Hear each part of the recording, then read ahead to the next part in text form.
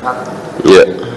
Dalam hal menuntut ilmu, bagaimana sikap kita sebagai orang-orang menghadapi perbedaan yang ada di antara para guru kita. Bagaimana kejadian kemarin itu kan ada beda dalam hal ibadah. Apakah kita cukup menyandarkan diri pada guru yang paling kita sikoh?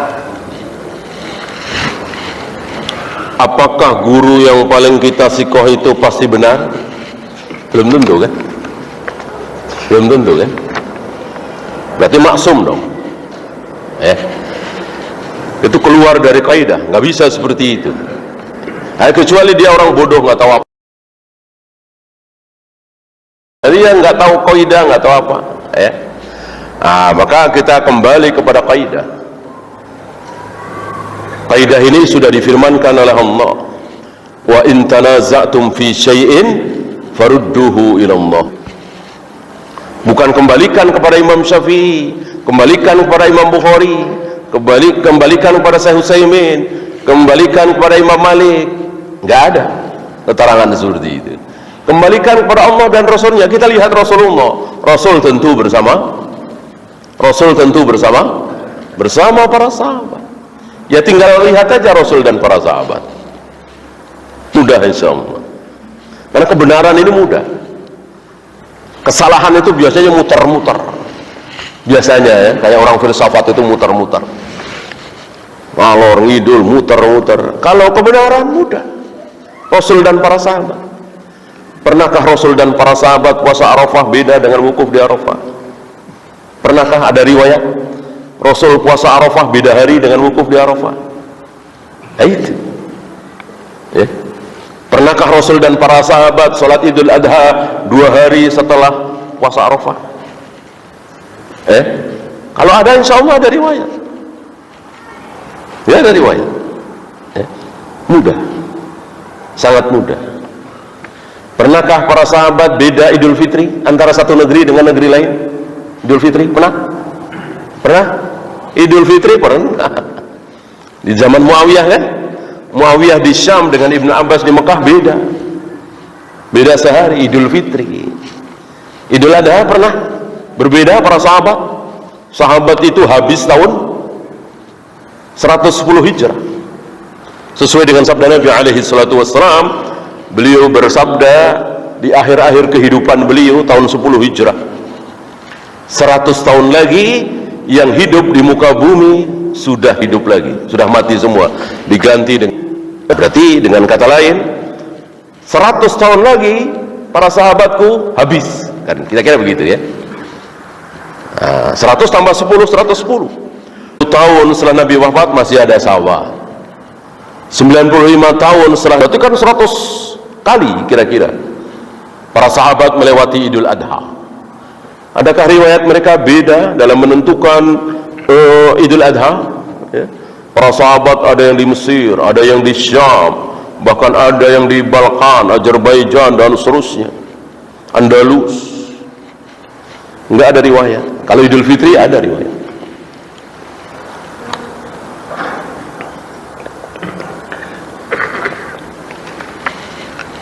Untuk kami orang awam, apakah baik membaca kitab-kitab karangan Al-Ghazali dan Ar-Razi? Tidak baik. Kalau antum sudah berilmu, mumpuni, hafal Al-Quran, hafal ribuan hadis, bolehlah. Kalau kita yang Al-Quran saja, ya, karena beliau sendiri menyesal belajar ilmu kalam, belajar ilmu filsafat, menyesal. Dan Imam Ghazali mengaku bidu'ati fil hadis musjad, perbendaharaanku dalam ilmu hadis minim sekali. Antum yang pernah baca Ihya Ulumuddin insyaallah paham, sedikit sekali. Qala Allah wa qala Rasul, di situ beda dengan Riyadhus Shalihin, Bulughul Maram, ya, bahkan tafsir Ibnu Katsir penuh dengan qala Allah wa qala Rasul. Di Ihya Ulumuddin sedikit sekali, yang banyak ucapan beliau, ucapan si A, si B, qala wa qila, ya, termasuk Ar-Razi. Bahkan Ar-Razi dalam ucapan khusus, ucapan yang sangat terkenal tentang penyesalan beliau, belajar ilmu filsafat, belajar ilmu kalam. Itu bukan ilmu Islam, itu bukan ilmu yang diajarkan oleh Allah dan Rasulnya. Mencari kebenaran dengan akal. Kaum muslimin disuruh mencari kebenaran dengan Al-Quran dan Sunnah, bukan dengan akal. Akal itu untuk memahami Al-Quran dan Sunnah. Adakah bacaan sunnah ketika muadzin selesai membaca iqamah? Ada tapi dhaif. Aqamahallahu wa adamaha madamatis samawati wal ardh. Ini tidak sahih dari Nabi SAW. Tentu tidak boleh kita amalkan. Bagaimana mengenai kata Wahabi yang berasal dari Al-Wahhab yang merupakan nama Allah? Apakah orang yang mengucapkan kata Wahabi dengan konotasi negatif berarti dia sedang mencaci maki Allah? Innamal a'malu binniyat. Saya kira mereka tidak berniat seperti itu ya. Saudara-saudara kita yang mencaci maki Syekh Muhammad bin Abdul Wahab, Wahabi, maksudnya bukan sedang mencaci maki Allah, Al-Wahhab. Bahwa itu sebuah kesalahan besar, iya. Tapi sepertinya mereka tidak sedang mencaci maki Allah, kufur kalau begitu. Ya. Mereka sedang mencaci maki kita yang bid'ah-bid'ahin, tahlilan, muludan, yasinan, salawat nariyah, salawat al-fatih, salawat tibul qulu. Mereka tentu tidak suka amalan dari kecil, dari TK, diajarkan oleh kiai-kiai besar mereka, tiba-tiba disalahkan oleh anak-anak muda yang baru ngaji. Ya tentu mereka tidak terima. Lalu mereka mengatakan ini kelompok Wahabi. Ya, saya kira mereka tidak sengaja sedang mencaci maki Allah yang Al-Wahhab.